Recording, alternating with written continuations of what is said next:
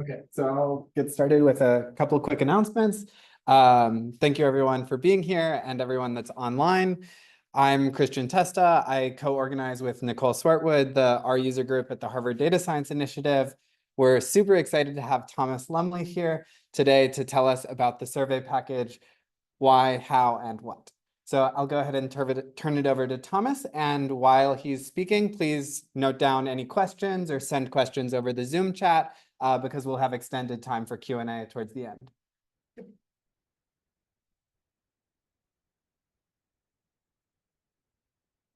Okay, so the survey package, this is what it looks like on CRAN, analysis of complex survey samples. It's been going on for quite a while. The first version's in the archive. It's old enough to drink. So how does it work? So one important thing is the use of objects and methods to put data into things that the user can't easily mess up, and to then pass them to functions, and to allow the functions to have different sorts of surveys objects passed to them.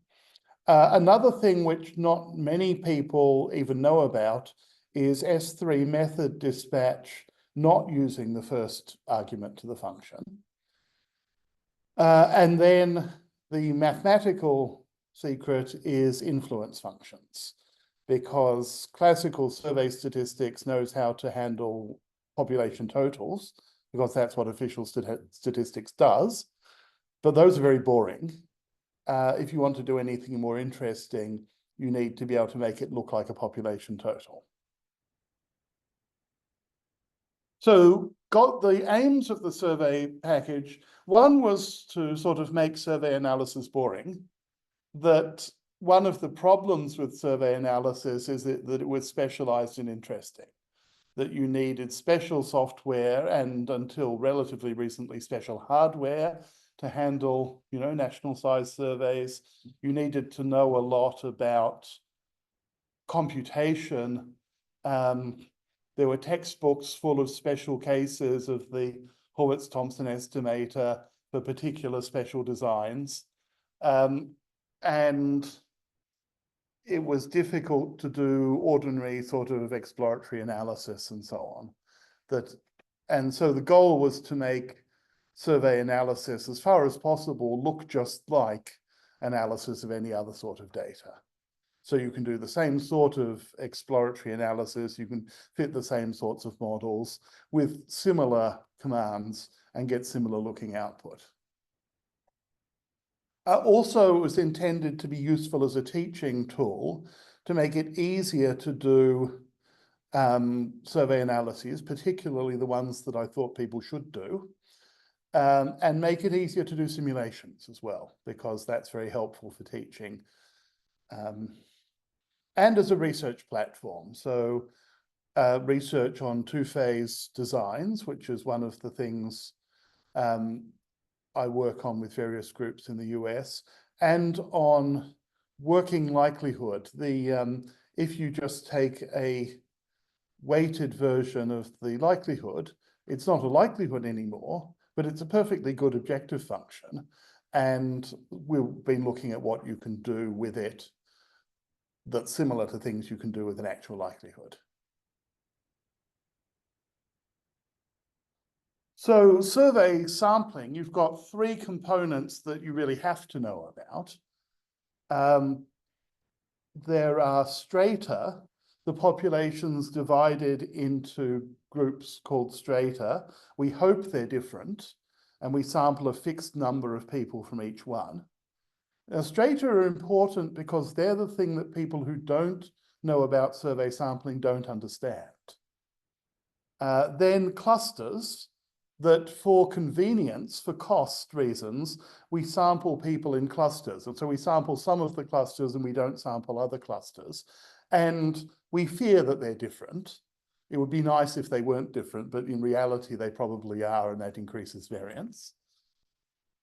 And then we have sampling probabilities or weights that are known for every sampled individual. And in the sort of lies to children version of survey sampling, the weights are just the reciprocals of the sampling probabilities. And it's a bit more complicated than that in real life, but you can think of it that way. And so those are the three components that you need to understand. And you can either specify those directly to the software, or you can specify resampling sets of weights that have got these implicitly. So you can't just do ordinary, simple jackknife or bootstrap resampling because it won't know about the survey structure. But someone who does know about the survey structure can do the resampling. And what the standard practice in official statistics has been for the people who did the survey to circulate all the bootstrap samples that they want you to use, or jackknife samples that they want you to use, because that way you don't need to know how to create them, and that way everybody will get exactly the same answer. Which the first issue, that you don't know how to create them, is less of a problem now because the survey package does know how to create them. But the thing that they want everyone to get the same, official statistics people really want everybody to be able to get exactly the same answer. Reproducibility is something they really care about, because otherwise people ring them up and ask questions, and there's a lot fewer of them than there are of you. So they really want to minimize that sort of thing. So this is an example of a important American survey that used to just be able to download. You may still be able to. The American Community Survey, it's big. They sample about 2% of the US population each year. And it comes with replicate weights. It comes with 80 sets of sort of jackknife-like weights. And so you just tell R that we have this design, we've got the analysis weights, and then we've got 80 sets of replicate weights, which here I've specified with a regular expression. It's all the things that start with PG weight TP and then have a number after it. And then we have to, there's lots of ways of constructing these replicate weights. And I'm saying these are the ones, this is a type called SDR, which is what the American Community Survey uses. And you apply a data frame. And so what you get out of that is an object that's got all the data in it, but has also got this metadata, this information about the design. This is another popular, widely used US survey, the National Health and Nutrition Examination Surveys. And this one comes with the design metadata rather than with resampling weights. So we've got what are the sampling units, the primary sample, which are counties or cities, basically. What are the strata? What are the weights, and the data. And in this case, they comes with quite a lot of weights, because actually there's a bunch of different samples in the file, and some people get just an interview, and some people get a clinical examination, and some people get blood draws, and some people fill in long and tedious dietary questionnaires, and some people do that twice. So there's different samples and therefore different sets of weights. Nest equals true is there because they have the National Centre for Health Statistics has this annoying habit of calling all their clusters either 1 or 2. So they have 2 per stratum, but they're called 1 or 2 in every stratum. They recycle the names. So that's just saying, don't worry if you see a cluster called 1 that seems to be split across strata. It's really different clusters. Another currently difficult to find survey. This is the Youth Risk Behaviour Surveillance System, where they, call up a bunch of young people and ask them what they do. And again, we've got sampling units, strata, data, and weights. And each of these is going to give us a design object. Here's another one, the Medicare beneficiary sample, which is another one with resampling weights. And this one's got a different type of resampling weights. You can just describe the resampling weights in detail to SV-Rep design, but it's often better if there's some name for that particular way of constructing sampling weights, then you don't need to provide as much explanation.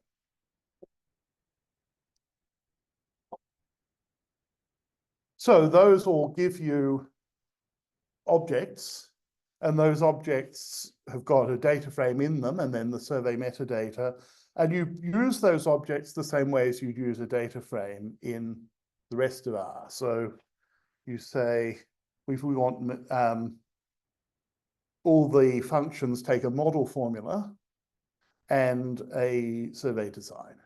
So just like LM and GLM, the standard regression interface, you take a model formula and a data frame. Here it's a model formula and a design object. And so we can ask for the mean of proportion of students getting subsidized meals. We can ask for splitting up. We can ask for statistics on school size, split up by elementary school, middle school, high school, and the mean of school size for each of those groups. We can fit a regression model there with two different designs of different types. We can fit a Cox model. That's a proportional odds regression model, and then a parametric accelerated failure survival model.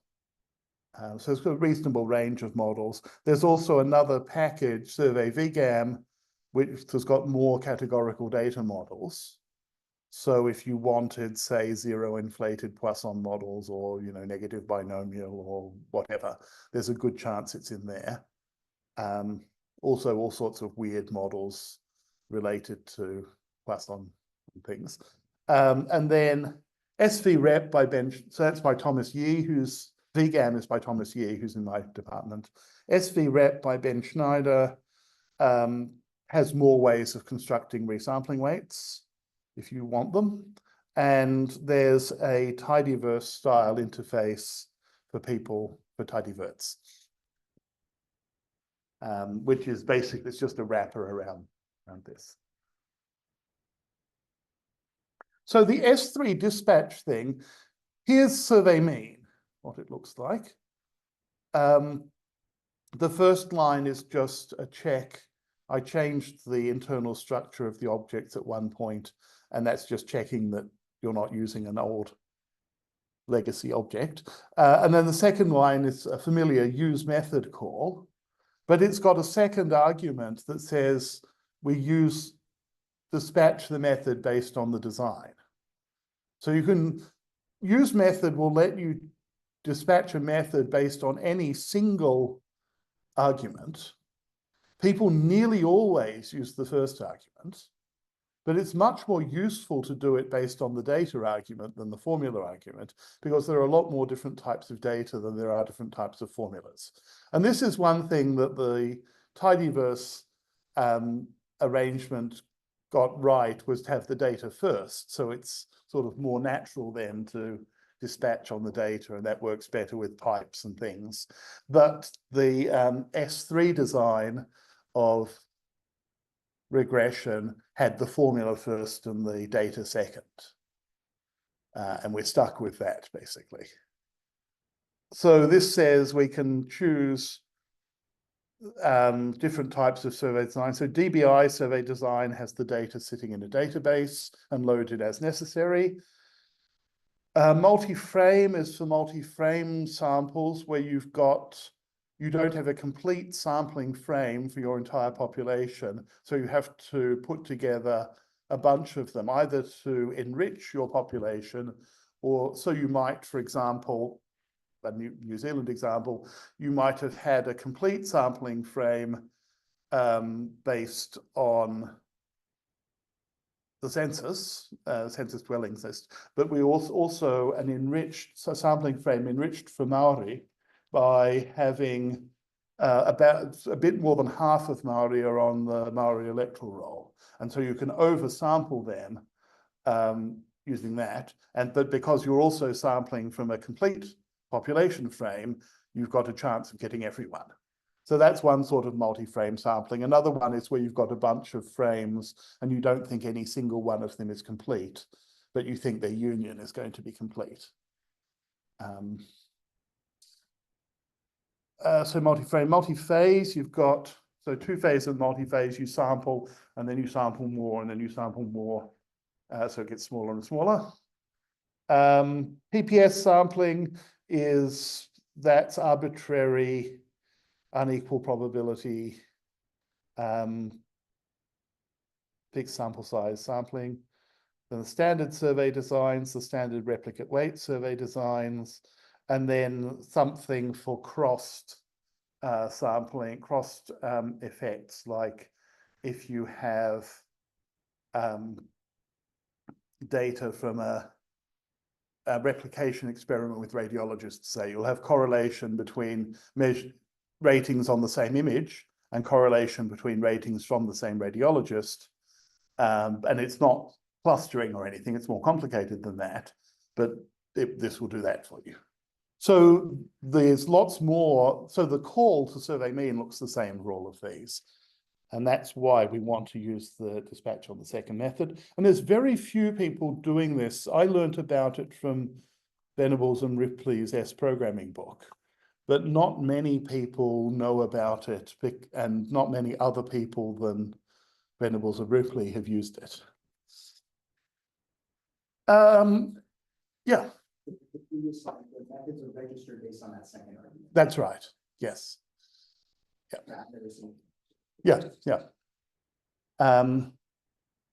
And so the theoretical trick is that survey statistics is good at population totals and population means, which are boring, but influence functions turn everything into a population total or a population mean. So the definition of an influence function is that you've got some function that's only a function of the data for observation I and parameters, so that the beta hat minus beta is equal to the average of the influence functions plus some smaller order term.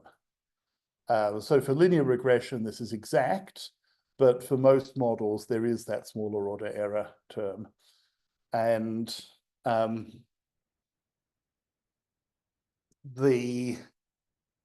this doesn't uniquely define the estimating functions, but it, effective up to asymptotic equivalence, it does.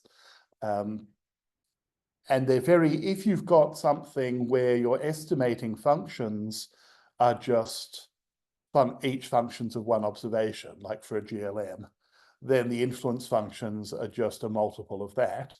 If you've got something a bit more complicated, like the Cox model, then you need to think a bit about what the influence function is, or you would accept that Lin and Wei did it for you in the 80s, so you don't have to.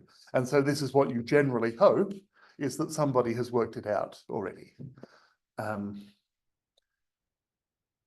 And so you can then get your estimates by sticking weights into whatever code you have for computing the estimates. And you can get your standard errors from that formula. The variance of a sum is the sum of all the variances and covariances. And you've got the same sandwich estimator idea as in longitudinal data. And so that gives you just one variance estimation function, which is nice for making it easy to implement things, but much more importantly, for making it easy to test things.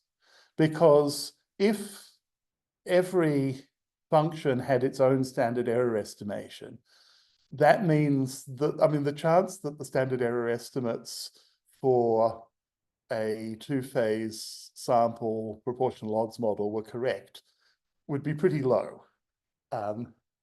Whereas here, everything funnels through the same functions, and so it's much more likely that errors will get caught. This doesn't work for everything, because there are two sorts of categories of estimators that don't have influence functions, possibly more than that. One category is things like the lasso that aren't regular, that have special points. Another category is things that aren't approximately IID sums, like a linear mixed model. The likelihood for the linear mixed model is not an IID sum. I mean, that's the whole point, is that it's not an IID sum. And so it's hard to do this with mixed models.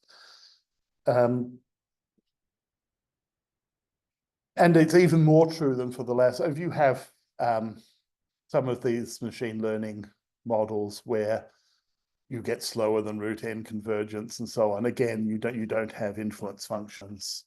And I don't think we know how to get standard error estimates for weighted versions of those, but it's probably somehow similar to how you'd get standard error estimates for unweighted versions of them. So we want to be able to do exploratory analysis. So you can get box plots, and histograms are easy. They're just population summaries. A box plot is just quantiles. A histogram is just means for groups. Mean and quantile smoothers are fairly easy. They're just population estimates. So we've got a local polynomial smoother for means, and we've got a regression line smoother for quantiles. Scatter plots are a bit more difficult because you want to get the weighting in somehow. One approach is thinning, where if you've got a big data set, that you subsample it in such a way as to make the weights equal again. So you subsample with probability proportional to the weight. And that ends up with inversely proportional to the weight, proportional to the probability. That ends up with an equal probability, though probably not independent sample. So you can just draw that and look at it. There are the familiar sort of bubble plots where you make the plotting symbol size proportional to the weight. I'm not really convinced that they work, but everybody does them because they're easy. Hexagonal binning works quite well. So hexagonal binning, you take your scatter plot, stick a hexagonal grid over it, and squash all the points in each grid cell to the middle. And you can do that with weights, so that the size of the hexagon isn't based on the number of points, it's based on the sum of the weights of points in that grid cell. And then the other thing that's quite nice is partial transparency. So here on the left, we've got diastolic blood pressure versus age from NHANES using hexagonal binning, and on the right, we've got it using transparency. And they highlight different things well. So you can't see individual outliers as well on the transparent plot. But you can see at the right-hand edge where there's top coding of age. So 80 years, 85, everything over 85 is coded to 85. You can also see a bit more, I suppose, of the distribution around the curve. Whereas on the right, you can see the individual outliers, and you can more clearly see the zeros along the bottom. Those are not precisely errors. I mean, they're clearly errors in the sense that these people do have a non-zero diastolic blood pressure, but they're not errors in the sense that they're what the machine says. They're not that measuring someone's diastolic blood pressure, you have to be able to basically hear the sound where the blood starts flowing again. And if somebody's got stiff blood vessels, or if the cuff doesn't fit well, you may not hear that sound. And so in that case, the machine is recording 0, and you've got a bunch of people, either young people with thin arms or elderly people with thin arms or stiff blood vessels. And then the other nice thing about this, why I use it as an example, is that people who aren't in cardiology or cardiovascular epi don't expect blood pressure to go down again with. So it surprises them, it goes up and down again. But diastolic blood pressure does go down with age. Okay, so for teaching, we just need clusters, data, and weights. Subsetting, which is actually technically a bit complicated, gets handled by the design objects. So you don't need to know how it's done. How it's done is basically that you set the weights to 0 for observations that aren't in the subset. You don't just drop them. And that's confusing for people who are trying to reinvent this subject. There's no need to learn special cases of the variance formula. So textbooks about survey analysis tend to be full of special cases of the variance formula. This is what it looks like for two-stage sampling where the clusters are equal sizes and it's one stratum. This is what it looks for for stratified sampling with 2 clusters per stratum, all this sort of stuff. And in fact, like 3 people need to know this. And there's no, it used to be important because you had to work this stuff out, but now it's not important for most people. Calibration of weights is built in. So calibration of weights is the same as raking of weights. It's the same as post-stratification. It's the same as direct standardization. It's the same as AIPW estimation. I think that's all about all the things that it's the same as. But it's a way of adjusting the weights so that there are some things where if you have some data on the whole population or a whole cohort, then you know that you know some population totals. And you can compare the known population totals to the estimates you get using your weights. And then you can adjust the weights so that your estimates of those known totals are exactly correct. And that has been invented a bunch of times and is good for, if you genuinely know the sampling probabilities, then it's good for gaining precision. And so that's where it was also invented as AIPW estimation by Jamie Robbins, Romnitsky and Chow. If you've got non-response, it's quite good for correcting bias because it makes the data match the population better. So that's built in. And so it means, for example, that you get the correct standard errors when you do that, which are smaller than the ones you get from a straightforward sandwich estimator. And it's just R, so simulation is easy. So for example, you can do case control sampling and compare the maximum likelihood estimation of case control sample with the weighted estimation of case control sample and see that, the conventional wisdom is that the maximum likelihood is more efficient. And you can see that, yes, but sometimes it's just barely detectably more efficient, and sometimes it's massively more efficient. And this can then lead you to think about why that might be the case, which is harder to do if simulation is difficult. And a research platform. So working likelihood, using the weighted likelihood as a thing for inference, we've got likelihood ratio type and score type tests for GLMs and the Cox model. Which are nice, they're transformation invariant, for example, which is one of the things people like about likelihood ratio tests. And they seem to have better control of level than the Wold type tests. And we've also have analogues of AIC and BIC.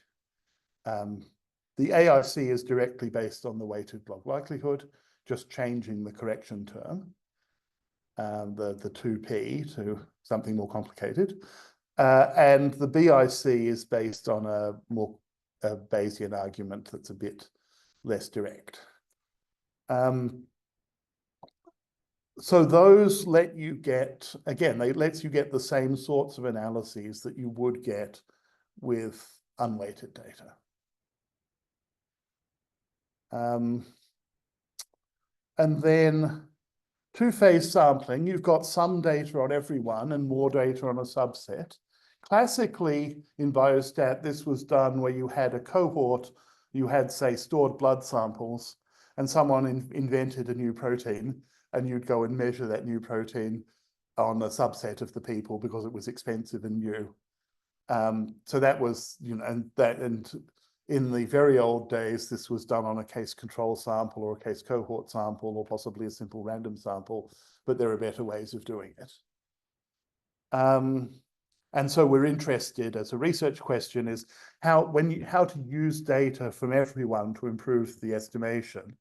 So there were a couple of papers. There's a paper using the whole cohort in the analysis of case cohort designs or something that Norm Breslow and I and other people wrote, and other people have stolen the title since then.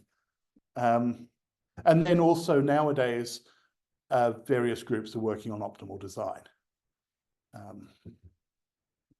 And cross-validation is another, so if you want to do cross-validation for a predictive model, then you don't want to just divide the data into 10 blocks randomly, because that doesn't know anything about the survey design. You'll get the amount of information wrong, and so you'll choose a model that's too complex or not complex enough. But also, if you've got a really flexible model, if you have a cluster that's split between test and training data, then your model will cheat. It's seen the part of the cluster in the training data, and so it will be able to cheat when it's predicting the test cluster, because observations in the same cluster will be correlated. So we want to get round both of those, and when it comes out, the next version has code for doing cross-validation. There are some things that we can't do. Mixed models are hard. They're surprisingly hard. I mean, there are obviously going to be some complications, but in fact, it's really hard to get mixed models to work. We currently have linear mixed models based on pairwise likelihood, but only linear mixed models. And pairwise likelihood turns out not to be terribly efficient, for reasons that, again, we don't entirely understand. And there's a linear and logistic regression. There's a package called WeMix that does the same thing that Stata does, but that's only works when the clusters in your model are the same as the clusters in your design, which isn't necessarily true. And one of the motivating examples we had that made me work on this was the Hispanic community health study, study of Latinos, where people wanted to fit linear mixed models with relatedness, genetic relatedness correlation structure, but the sampling was by household. And so you have people in the same household who aren't related, like spouses, and you have people in different households that are related. So you can't assume that the sampling clusters and the model clusters are the same. Also, the approach in WeMix and Stata doesn't give unbiased estimating equations. So it doesn't work in theory. It works annoyingly well in practice. You can break it. I mean, it doesn't, in fact, give unbiased estimating equations, but you have to work quite hard to break it. And I don't think it's really understood why it works so well, but it does. So that's there. We can't do inference for quantile regression. There are lots of ways of doing inference for quantile regression, and the only one we can translate is Bootstrap. And Bayesian models are hard for some of the same reasons that mixed models are hard. The current recommendation, if you want to fit a Bayesian model to survey sample data, is that you should scale the weights to have mean 1 and hope. And this is probably good enough for the sort of typical survey sample data, and then go off and fit it in Stan or whatever. But we would like to have a better answer than that.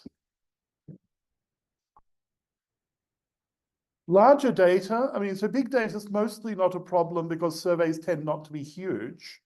Because if you're sampling actual people, by the time you get to a few tens of thousands of people, bias is dominating variance. There's no point making it bigger. The only reason to have something big like the American Community Survey is not so you can analyze a data set of 100,000 people. It's so you can analyze 1% of it, and it will be 1,000, you know, that you can study. You've got a reasonably good sample of the left-handed bassoon players in Wisconsin or whatever. It's like the census. The big point is subgroups. We can already also auto-load data for each function call. We can get around this by using databases to do most of the computation. So if you want, you know, for simple things, suppose you wanted a weighted mean, you can get a weighted total and the sum of the weights grouped by PSU, by cluster. And so that's the information you need both to estimate the weighted mean and to estimate its variance, standard error. And those queries will be fast in a database. So you could have your data in DuckDB, would be the current trendy thing. And that would run quickly. And so if you have a really big complex sample data set, then I would be interested in hearing about it, because there's always the question of, is it actually worth, how much is it actually worth implementing this stuff? Because there's not that many examples, but there are some examples. The national inpatient subsample is like 25 million hospital admissions, for example. So there's a few things that are reasonably big. There are partial implementations from times I've got interested in the past, but these could be reworked to work better with modern tools. And getting the features you want, ask. I don't know what features you want. Ideally, with a reference that has a worked example, because that way I can tell if I've implemented it correctly. But sometimes people have asked, and I've just, you know, worked out how to do it. So I got email asking why I hadn't put in the Wilcoxon test in the survey package. And I said, because nobody has invented it yet. And then Alistair Scott and I sat down and invented it, and it turns out you can do it. So, you know, sometimes that will happen, but it does make it easier if somebody else has already invented it. And worked examples are extremely valuable for debugging. Thank you.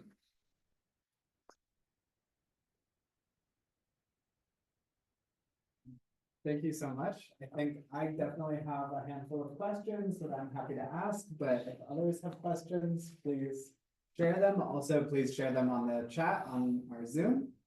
But I'll go ahead and get started, I guess, with maybe a softer question. And that's just that I think of you as a statistician with particularly high kind of outreach. You're really engaged on Stack Overflow and Stack Exchange. Your blog posts, both on the StatsChat website and not StatsChat, arbind.io, are really popular. So I'm wondering if you'd like to share a little bit about kind of your personal philosophy on statisticians' role in outreach and publicity, especially what you think would be healthy for maybe young scholars in biostatistics and epidemiology. Yeah, I mean, so I think that as with computing, it's not something that everybody has to do, but it's useful when some people do it. And the question of whether it's a good idea for younger researchers, as with computing, is a bit complicated. So computing is now a little bit more acceptable than it was. But certainly when I was a junior faculty member, computing was really not regarded as proper, a thing that biostatistics faculty should properly be doing, except possibly in genetics, where they've always needed to write their own software. And the same thing, I think outreach is valuable for the profession, and it's been helpful for me in various ways, getting to know journalists and teachers and things like that, and also getting more idea of what it is that people don't actually understand. I mean, so statistical problems in news articles are interesting from an education point of view because they illustrate what the average educated person doesn't notice. So if you think about sports journalism tends to be fairly high quality because the people who read sports journalism know quite a lot about the sport, and so that the necessary level of knowledge and accuracy is quite high. But statistical commentary in the media tends not to be very good, but that means not only that the journalists don't know it, but also that the educated public readers don't. So it's a useful window into that, I think. But there is this problem for particularly junior people that the people who are promoting you may think that your job is to get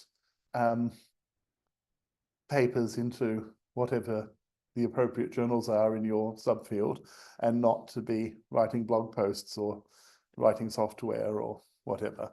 So it's useful that people do it, but you probably want to do it to a limited extent until you get a bit more senior. Thank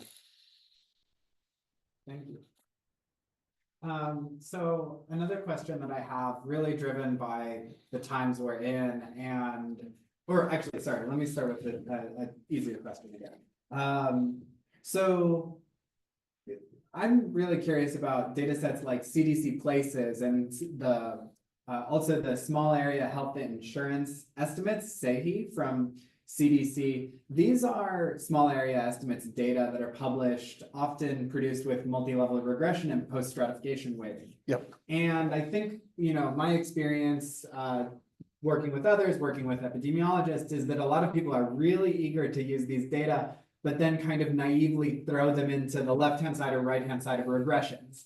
And, the CDC even has language on their website about, can you use these for policy evaluation or local policy evaluation? Well, no, you can't, they say. And then they also kind of say, well, but you can use it to characterize large-scale differences between communities and other communities. So I'm wondering if you have, one, prior experience running into this issue of people just kind of using small area estimates without really thinking. And then two, if you have a perspective or anything you'd like to say about how we might share guidance that actually promotes appropriate use a bit more in that direction. Yeah, because to some extent, those warnings sound like the warnings about not drawing causal conclusions from observational data. And on the one hand, yes. And on the other hand, that's what observational data is for. That's the whole point. If we weren't, if we didn't think we'd learn anything about causal mechanisms from observational data, we wouldn't look at observational data. And so there's the same sort of issues with the small area stuff. And I think the part of the problem is that on average, they're going to be pretty good. But there will be, the extreme ones will be extreme. And so and the same thing's true for small subgroups of large surveys, is that most small subgroups will be fine, but then you'll find this subgroup that's got a estimated population total of -37 because it's got some negative weights in the calibration process or something. And the problem is I don't think there's simple instruction. The only simple instructions are not to do it, but those aren't very helpful. And so I think it would be useful to have more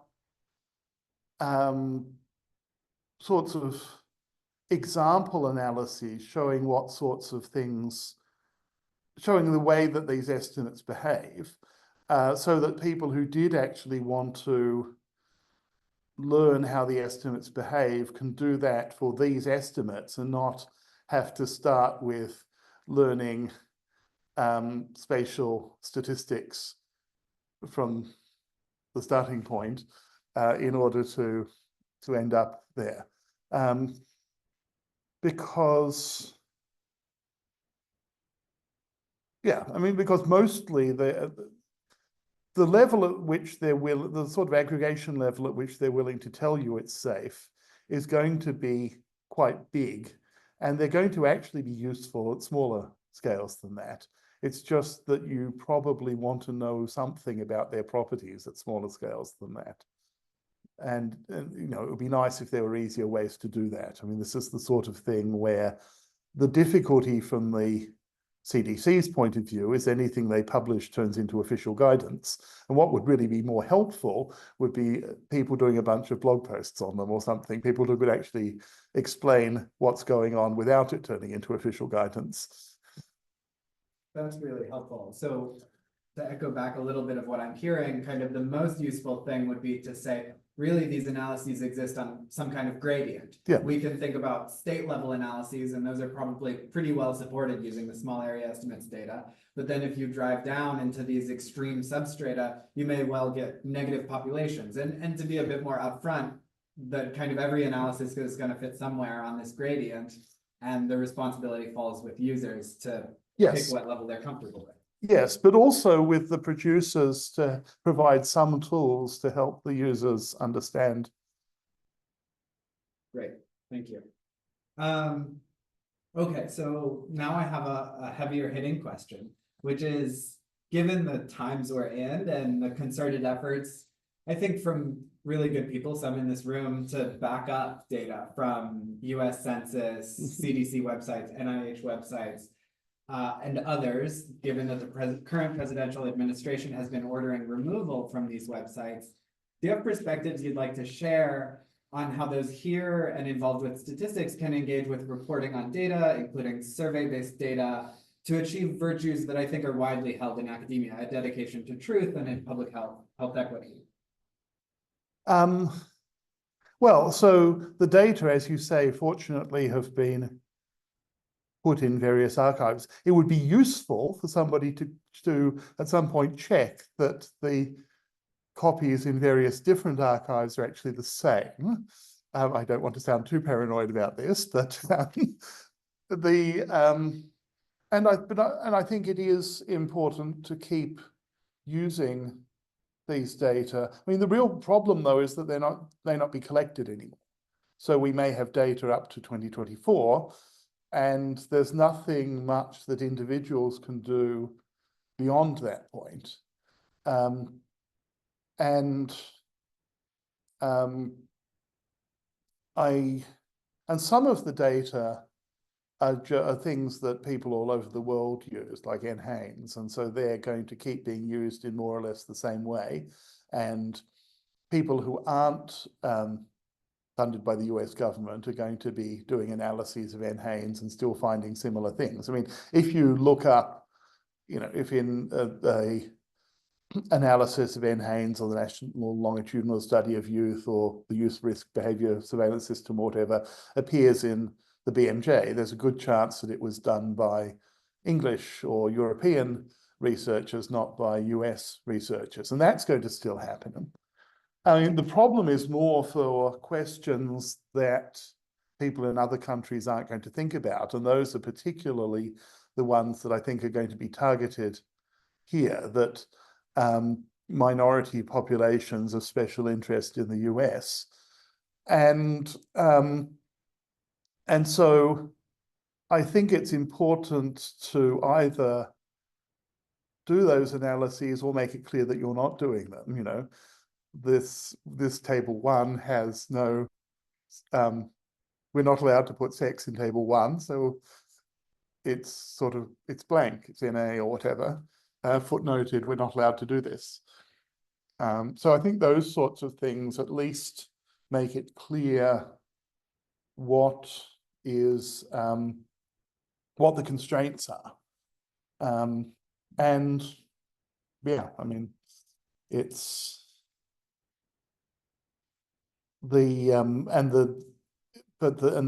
from statistically, there could be a, there could be a horrible gap before the next installment in a lot of these data sets. And it's a good thing that there isn't a census in the next few years. Thank you. Do others have questions? I have a couple more, but I don't want to just occupy space. I think I'll proceed. Mm-hmm. So something I'm wondering about, I really appreciated your sharing about like S3 methods that dispatch based on the second argument.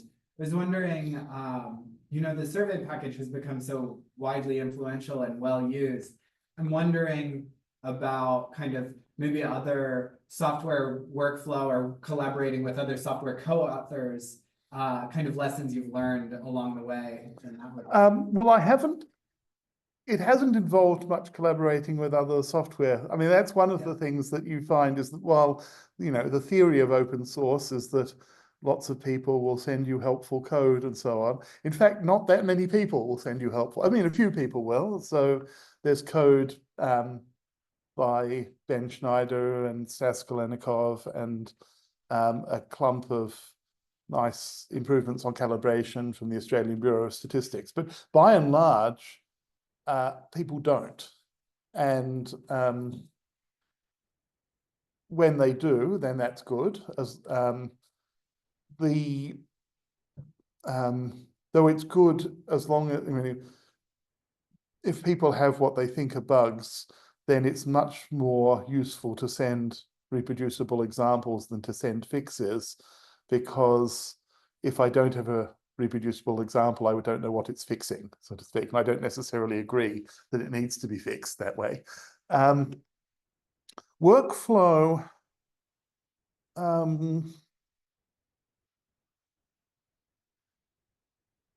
so the sort of coding workflow, it just involves, version control was the big step there, and sticking it all, as it happens, it's in a subversion archive on RForge rather than on GitHub, because GitHub didn't exist at the time. It might get moved to GitHub at some point. From a data analysis workflow point of view, it's nice now that people get the choice of the tidyverse style workflow if that's what they prefer. I'm still used to, I'm old, so I'm still used to the time before Hadley and the model formulas and data frames round that way, that way round. But there is a wrapper for people who want tidyverse style. And I think that one of the nice things that it shows is that it is fairly easy to paper over internal structure that way, that you can, it doesn't matter what the internal structure is of the survey package functions or objects, that the user doesn't need to know. And so for people who are teaching R and teaching R in statistical context, it would be great if you taught people not to look at the internals of objects and to use accessor functions to get things out. I mean, you might think that the $ residuals component has the residuals in it, and you might even be right, but you don't want people to get used to that because some other object might not put them there or might have different things there. So accessor functions, I think, are an important thing to teach people so that they don't go around fishing in the internals of objects. Oh, that's really interesting. I mean, I think this winter session, we've taught people to go fishing around inside to take a Yes. look and see, you know, to new R programmers, they don't know that they can look inside. Yes, no, and so looking in, yes, I mean, it's good from the point of view of learning programming. It's good that you can look inside things, just like it's good that you, to a decreasing extent, can just type the name of a function and get its code to appear. And so you can look at how it's implemented.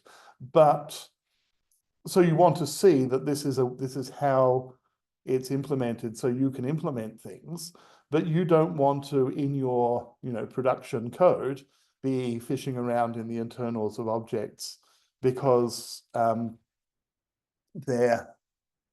not what they're for. I was wondering if you could share a bit about kind of what it was like being involved with R when it was first budding, and kind of how maybe that's changed over time. Yeah, I mean, so the big thing, so R in 1996 and so 1997, the two big things, firstly, there weren't that many people involved in it. Everybody was on a mailing list, whatever. And then the other thing is that R didn't work. I mean, it worked moderately well, but it wasn't unusual to get it to crash. And so you could make useful contributions to R by trying to do data analysis in it and noticing when it crashed horribly or gave you obviously wrong answers or whatever, and then tracking down why. And so it was easy to contribute back then. You weren't likely to break existing code because CRAN had like 12 packages on it. You weren't, or didn't even exist earlier on when I was starting. So you weren't likely to break people's existing code, and there were lots of things lying around to fix. So it was very easy to start working on it. And not very many people did, because not very many people are interested in low-level programming of an obscure competitor to LispStat. But that if you wanted something that worked, you could use S+, or if you were working on Linux, you could use LispStat or something. And there were other tools around as well at that point. And not very many people were interested in R. So it was a lot easier. And now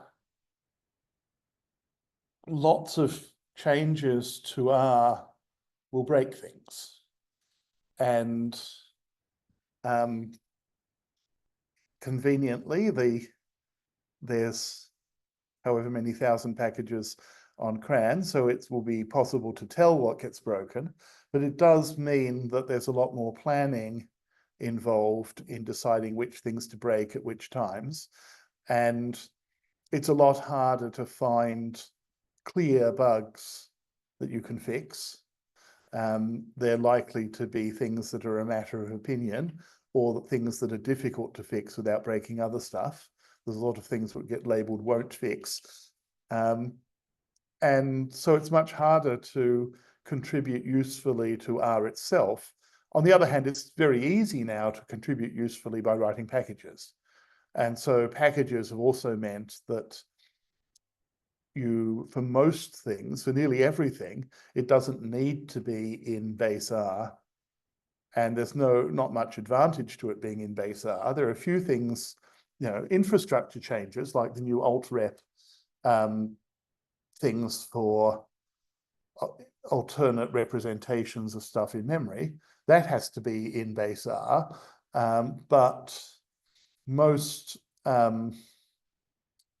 most things can be in packages and do perfectly well in packages, and there's no reason not to have them there. I mean, pipes are another example. Pipes benefit from being in base R because pipes in a package mess up debugging. There's so much stuff on the call stack because of the way pipes were implemented that cleaning it up by having it as actual syntax was worthwhile. But most things don't need to be in base R, and so anybody can write packages. Thank you. That's really, I really appreciate hearing. That was the last of my questions. If there aren't more questions from the room or from online, I think we're wrapping up. Okay. Well, Yep. Okay. People will follow that. Could you give a little bit more insight as to why things don't work with mixed models? Oh yes, so that there's a few problems with mixed models. Actually, I will bring up the other.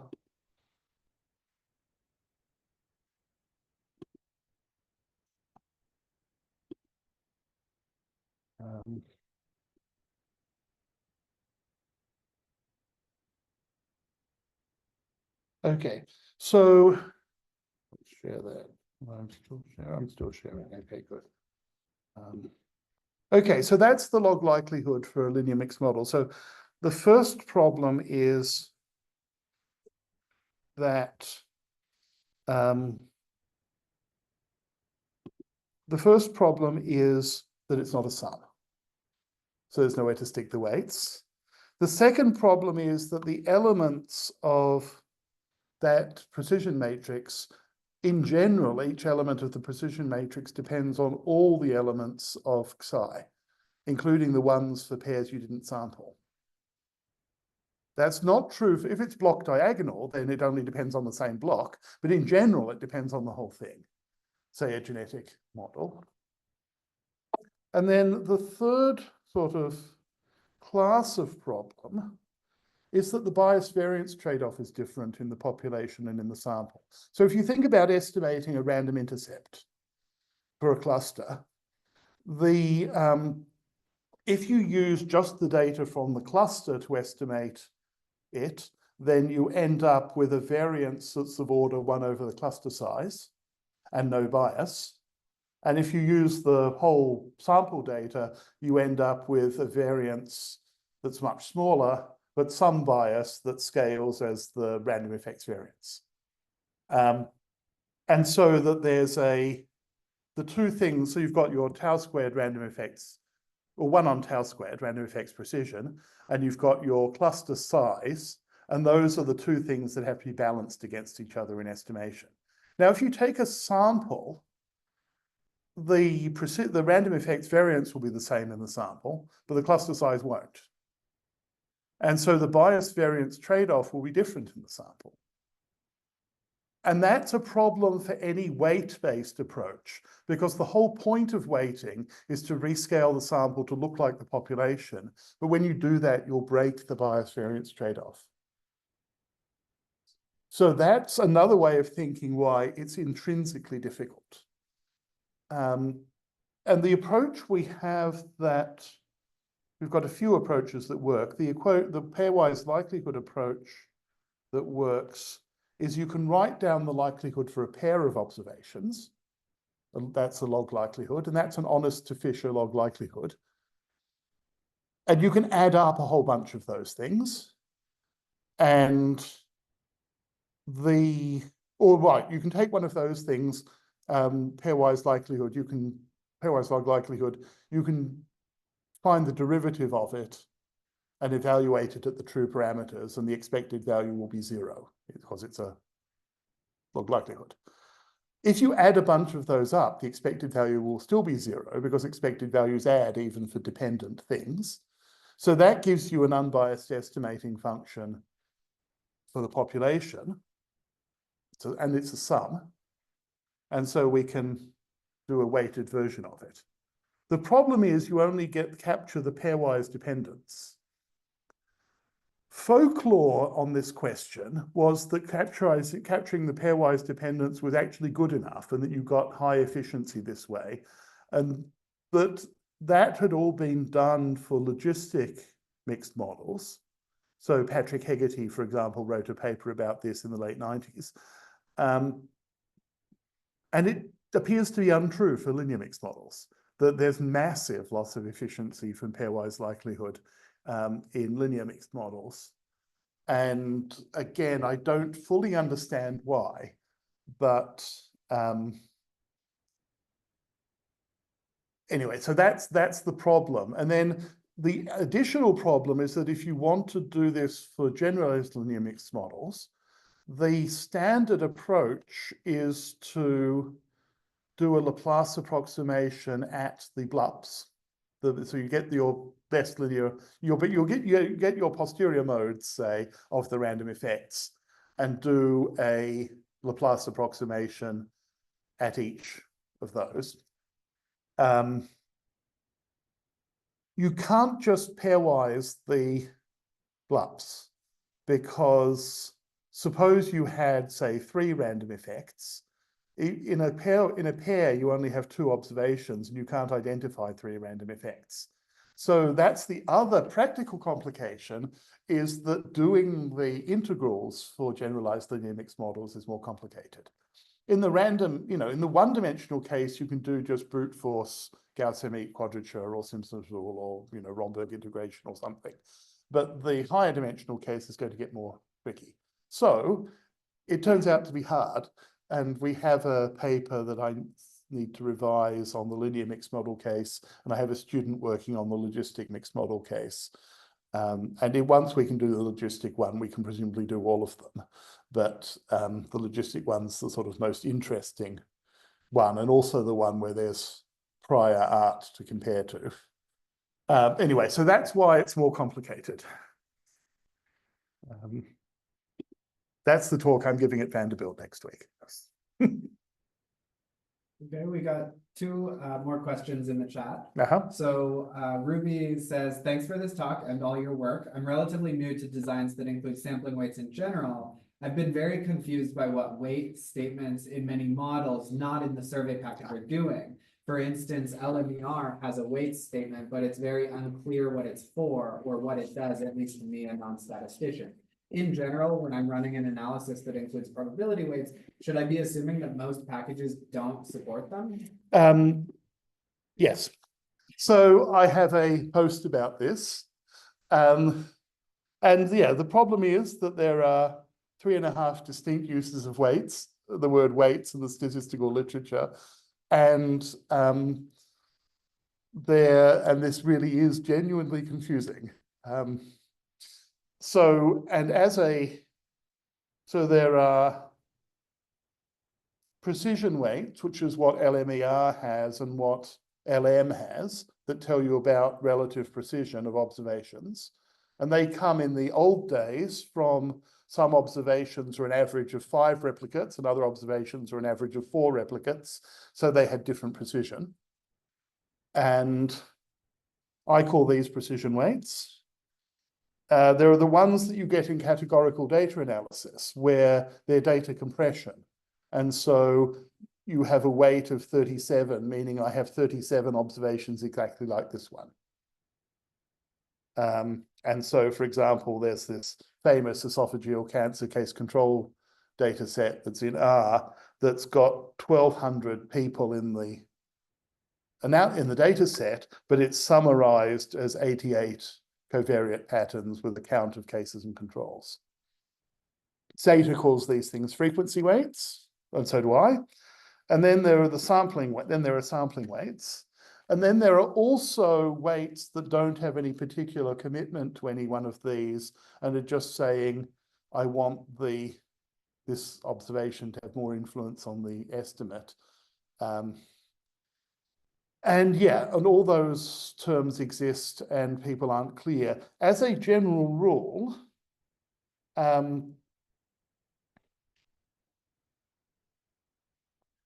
firstly, if the documentation doesn't tell you the documentation is wrong, and so one option is complaining about the documentation.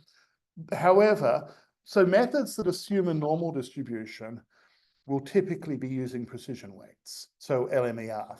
is using precision weights. Generalized linear models will often take precision weights, and there'll often be an option for frequency weights for binomial.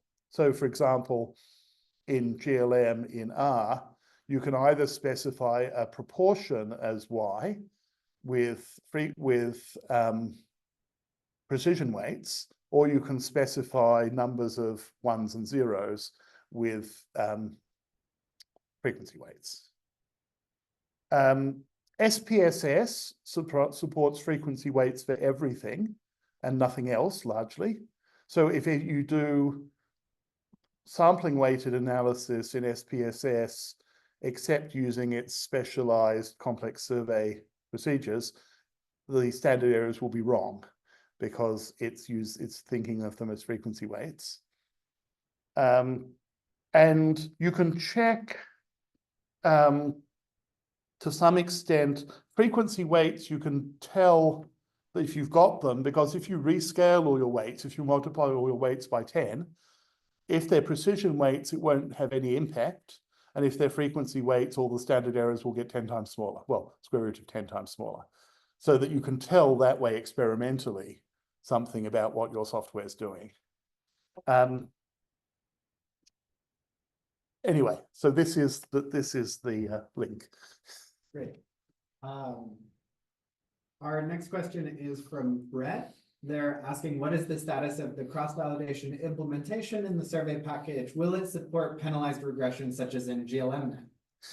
It will support anything that you can stick weights into. And so it will support GLMNet because it has a weights argument.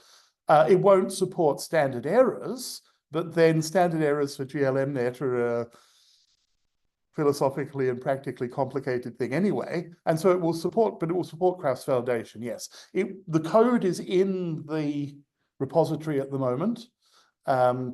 You couldn't download it from RForge.